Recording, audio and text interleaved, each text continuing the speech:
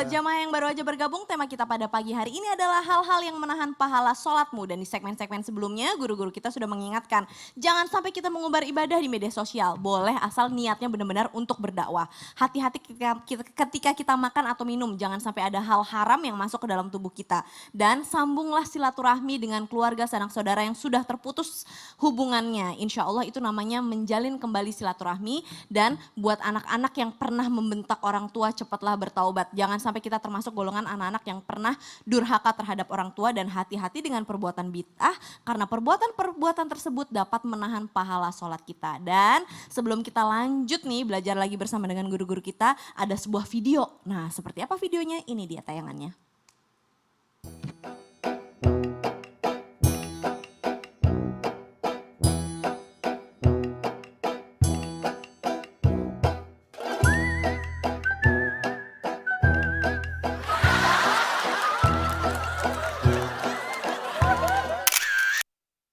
Astagfirullahaladzim, jamaah mohon maaf nih sebelumnya, ini hanya parodi aja ya, sebuah contoh. Karena pertanyaan saya sama Ustadz Syam itu yang tadi sempat terputus di segmen sebelumnya. Iya. Kalau imam yang tidak atau kurang disukai oleh jamaah, apakah hal tersebut dapat membuat pahalanya tertunda gitu? Kalau misalkan imam sholat kita itu kurang disukai gitu sama jamaahnya. Baik, bismillahirrahmanirrahim. Tabik guruku Habib Utsman, Kak Caca dan seluruh guru kami yang sedang menyaksikan Islam itu Indah. Jadi jamaah dimulakan Allah Subhanahu wa taala. Suka tidak suka itu kadang objektif, kadang subjektif. Jadi nggak bisa kita mengukur sukanya dan tidak sukanya. Jadi kadang-kala mengatakan, dia pasti makruh sholatnya karena dia adalah orang yang tidak disukai. Tidak disukainya karena apa? Contoh misalnya dia adalah orang yang ingin menghilangkan kebatilan, kezaliman. Ada satu kampung yang hobi misalnya dangdutan, saweran sehingga menghilang daripada syariat Islam, melanggar syariat Islam. Lalu orang ini merasa beliau ini adalah punya pengaruh, ingin menghilangkan semua kezaliman ini. Lalu karena dia menghilangkan kezaliman, si pelaku-pelaku maksiat tidak suka sama dia. Lalu mengatakan, tidak diterima sholatnya karena dia adalah imam yang dibenci. Bukan begitu. Karena membencinya bukan adalah dalam hal syariat Islam. Kadangkala juga kita membenci seseorang itu, akhlak itu kan biasanya subjektif. Kadangkala orang ini tidak bagus akhlaknya sama kita karena kita punya luka lama sama dia. Tapi ternyata dia mempunyai akhlak yang baik kepada orang lain. Jadi tidak bisa menjadi ukuran dari satu orang saja. Maka yang dikatakan makruh menjadi imam sholat, bahkan pahalanya tidak terangkat di atas kepalanya, kata baginda Nabi SAW dalam riwayat dari sahabat Ibnu Abbas radhiyallahu anhuma wa radhahuma, maka dikatakan tidak sampai ke atas satu jengkal dari atas kepalanya adalah imam yang dibenci, yang mayoritas orang itu benci sama dia. Karena perlakuan maksiatnya misalnya, atau karena akhlaknya kepada banyak orang. Jadi kita melihat berapa banyak sih yang tidak menyukainya. Lalu orang ini harusnya tahu diri. Karena yang makruh bukan makmumnya, tapi yang makruh adalah dia sendiri. Udah tahu kok dia tidak disukai sama orang. Udah tahu kok bacaan Al-Fatihahnya belepotan. Tapi nggak mau belajar, tapi tetap memaksakan diri. Ini masjid kan kakek saya yang bangun. Memang karena kakekmu dulu orang soleh. Ini bapak saya dulu yang jadi imam sini. Memang karena bapakmu dulu adalah orang soleh. Tapi Anda hanya menang darah. Ilmu nurun, la nurunin ya, biasanya istilahnya para habaib mengatakan demikian. Al ilmu nurun, la nurunin gitu. Ilmu itu cahaya, tapi bukan diturunin gitu. Diturunin itu maksudnya karena darahnya bersambung, lalu merasa dia pintar seperti orang tuanya, maka ilmu itu tidak bisa diturunkan seperti itu. Ilmu itu adalah dipelajari sendiri. Maka belajarlah, maka datang ke majelis ilmu, maka memperbaiki bacaan Al-Fatihah, perbaiki bacaan Al-Quran kita sehingga disukai oleh masyarakat, disukai oleh makmum. Nabi mengancam orang-orang yang menjadi imam tapi tidak disukai oleh makmumnya menjadi orang-orang yang tidak terangkat pahalanya bahkan sampai sejengkal di atas kepalanya. Na'udzubillahi min dzalik. Satu, makmumnya tidak boleh membenci secara subjektif saja. Mungkin karena luka lama. Membencinya karena objektif. Misalnya dia pelaku maksiat tapi dia menjadi imam bagi kita semua atau menjadi pemimpin bagi kita semua. Lalu kita benci perbuatannya, jangan benci orangnya. Yang kedua, imam yang sudah tahu dirinya tidak sadar diri lah bahwasanya bacaannya kurang bagus, fikihnya kurang mengerti, maka kita harus tahu diri. Jangan karena misalnya masjid keluarga atau misalnya udah turunannya di situ semua, maka ketahuilah, sadar dirilah, introspeksi dirilah. Insya Allah tanpa bermaksud menggurui ataupun mengajari, kita ini pengen kan ibadah kita tuh diterima sama Allah Subhanahu wa taala. Jangan sampai kita jadi imam ngedumel jamaah. Makanya kalau jadi imam tuh Syam di Masjid Kubah Emas itu ternyata waktu kita istau sufufakum sawu sufufakum itu kan kita melihat barisan jamaah ya. Sawu sufufakum fa inni ataswiyata sufufi min iqamatis shalah, luruskan dan rapatkan saf karena sebagian daripada kesempurnaan salat. Itu kita bukan hanya melihat kakinya jamaah sudah rapat atau lurus.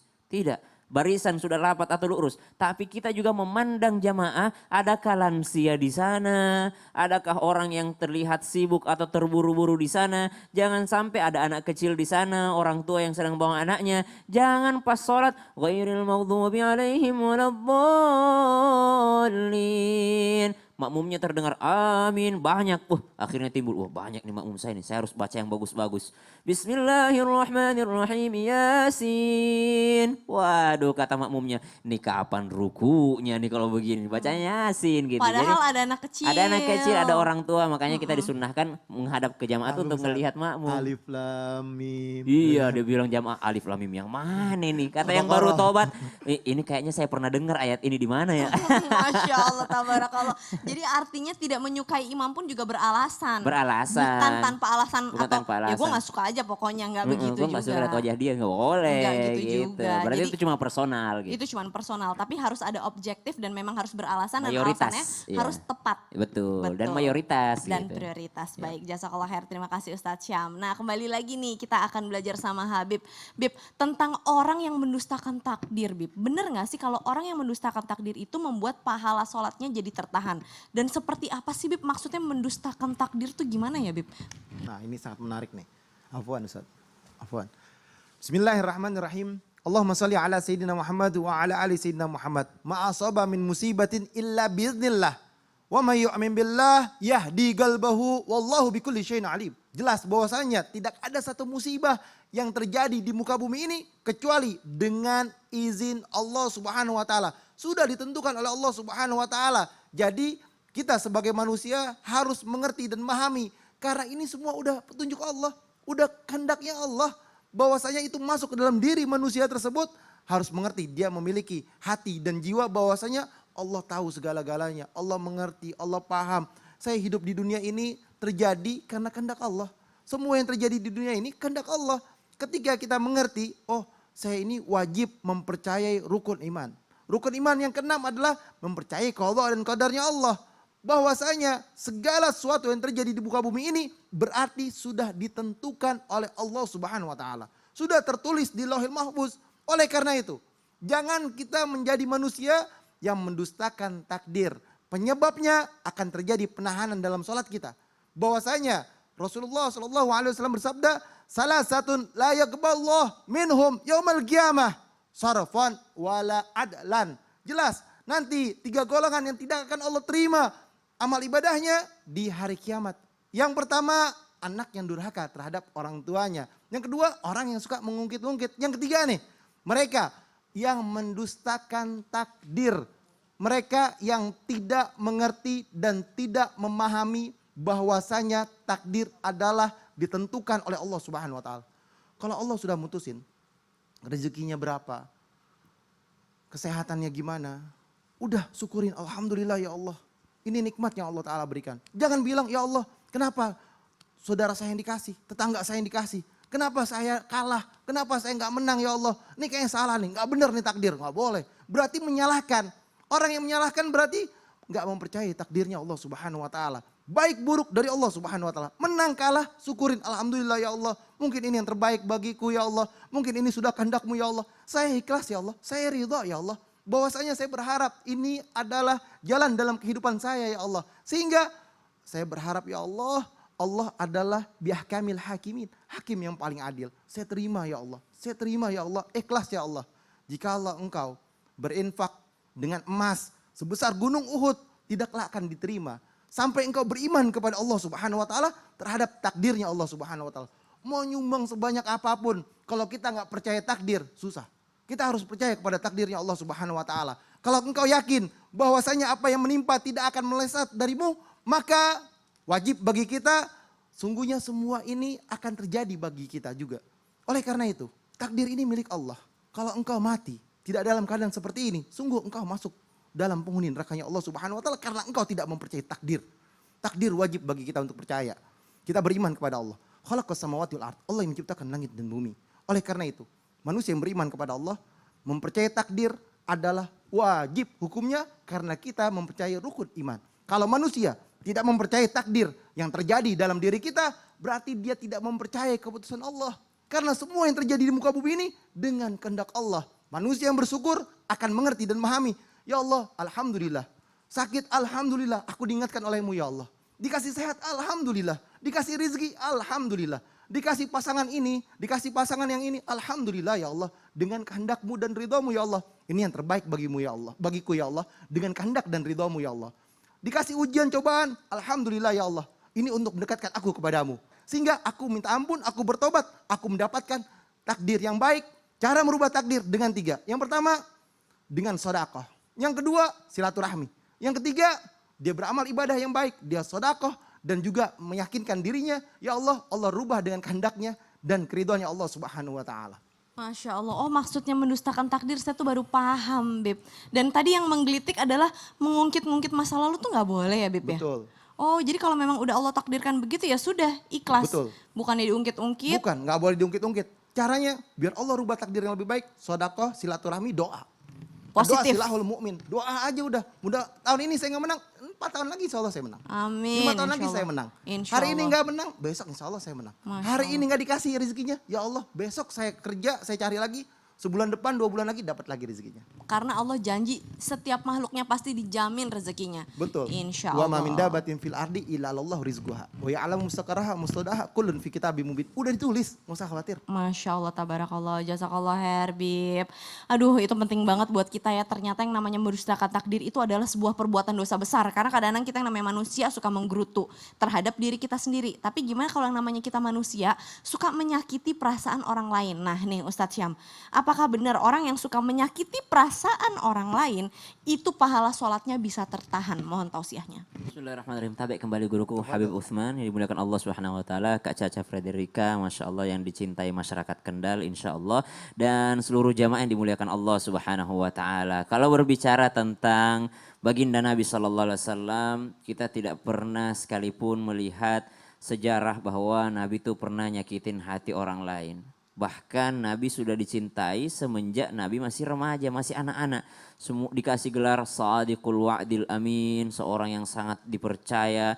Nabi tidak pernah sama sekali menyakiti perasaan orang lain. Karena begitulah akhlak yang diinginkan Allah Subhanahu wa taala untuk menjadi contoh bagi kita semua. Karena pahala seseorang, pahala ibadah, pahala sholat seseorang ditangguhkan, tertahan jikalau dia menyakiti perasaan orang lain. Pernahkah kita mendengar satu riwayat bahwa ada orang-orang yang muflis, orang-orang yang kehabisan pahala. Siapa mereka? Adalah orang yang ibadah sholat, ibadah puasa, ibadah zakat, ibadah semuanya. Tapi sampai di hari kiamat dituntut sama orang yang pernah disakiti perasaannya. Ya Allah tunggu dulu, dia punya hutang sama saya. Hutang apa itu? Pernah nyakitin perasaan saya. Saya minta pahalanya ke sini ya Allah. Saya minta ininya. Habislah pahalanya, baru ditransferkan lagi dosa sama orang yang pernah disakiti perasaannya. Maka berhati-hatilah kita terhadap orang yang pernah kita sakiti perasaannya. Kalau itu sengaja. Yang kedua, bagaimana kalau kasusnya nggak sengaja menyakiti hati perasaan orang lain. Jadi kalau nggak sengaja itu kan tidak ada hukumnya. Namanya nggak sengaja gitu. Nggak sholat nggak sengaja aja nggak apa-apa ya Bib ya. Maksudnya nggak apa-apa tuh langsung diganti pada saat ingatnya. Orang lupa, orang terlupa namanya manusia. Jadi ayatul kursi itu mengatakan la ta'khudhuhu sinatu wala naum. Hanya Allah yang tidak pernah ngantuk, hanya Allah yang tidak pernah tidur. Jadi kalau ada manusia berbuat salah itu wajar, itu manusiawi. Tapi kadangkala sudah terlanjur menyakiti perasaan orang lain. Maka bagaimana caranya minta maaf? Ya Allah, sungguh Engkau yang mengetahui apa yang tidak ku ketahui. Ampunkan dosaku atas apa yang aku lakukan, yang aku sengaja ataupun yang aku tidak sengaja. Rabbana la tu'akhidna in nasina au akhtana. Makanya ada doanya di situ. Ya Allah, jangan kau hukum kami atas apa yang kami luput darinya, atau apa yang kami lupa darinya, atau apa yang kami tidak sengaja. Karena manusia berpeluang melakukan kesalahan yang tidak disengaja. Maka Allah sudah ajarin duluan doanya tuh. La yukallifullahu nafsan illa wus'aha. Laha ma kasabat wa 'alaiha maktasabat. Rabbana la tu'akhidna in nasina aw akhtana. Ya Allah, jangan kau timpakan musibah, jangan kau hukum kami, jangan kau hadapkan kami dengan hukum jikalau kami lupa atau tidak sengaja. Berarti insya Allah sesuatu yang tidak kita sengaja lakukan itu Allah sudah ampunkan. Tapi kalau dengan menyangkut dengan hubungan sesama manusia, sebaiknya kita mencari-cari adakah yang pernah kusakiti perasaannya, adakah yang pernah ku ini, adakah yang pernah ku ini. Maka perlu sekali untuk kita berhati-hati. Karena kata guru kami, apa yang telah keluar dari mulut kita itu bukan milik kita lagi, tapi sudah menjadi milik orang lain. Lebih banyak kan orang merasakan sakit itu adalah daripada kata-kata. Maka Allah Subhanahu wa taala juga memberikan sesuatu yang luar biasa dalam Al-Qur'an. Faman afa wa aslaha fa ajruhu 'ala Allah. Siapa yang mengambil maaf atau memberikan maaf atau meminta maaf, itu maaf itu pahalanya dari sisi Allah. Artinya unlimited gitu.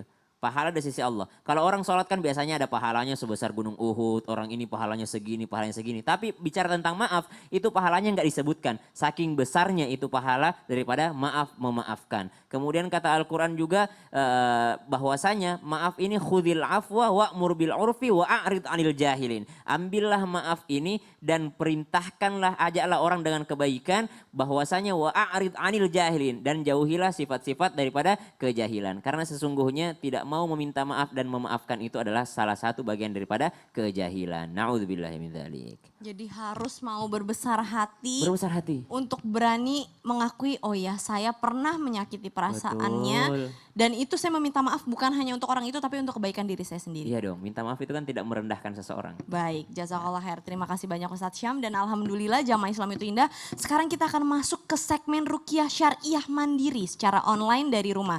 Jadi sekarang kita sudah terhubung nih dengan salah satu jamaah yang sudah mengirimkan permasalahannya dan bersedia untuk melakukan Ruqyah Syariah Mandiri dari rumah. Silahkan Ibu atau Bapak diceritakan masalahnya. Assalamualaikum warahmatullahi wabarakatuh. Waalaikumsalam warahmatullahi wabarakatuh. Silahkan. Jadi gini, Pak, saya kan kalau misalnya mau sholat itu kadang-kadang suka ada yang bisikin, kadang udah deh sholatnya udah gitu.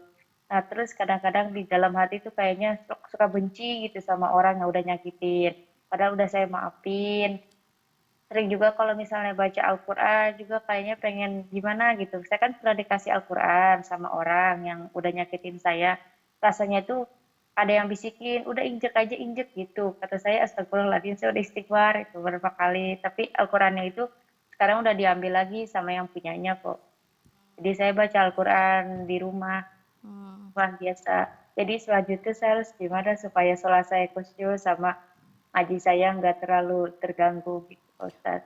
Pengen lebih khusyuk dalam sholat, ngajinya juga lebih khusyuk dan pengen bisikan-bisikan ini kok rasanya mengganggu terus gitu ya. Iya Kak. Jadi insya Allah Ustadz kita bisa sama-sama ruqyah syariah online sekarang. Iya. Tapi untuk jamaah Islam itu indah yang pengen ikutan juga boleh disiapin aja airnya. Karena insya Allah Ibu jangan dimatiin dulu ya Bu Skype-nya.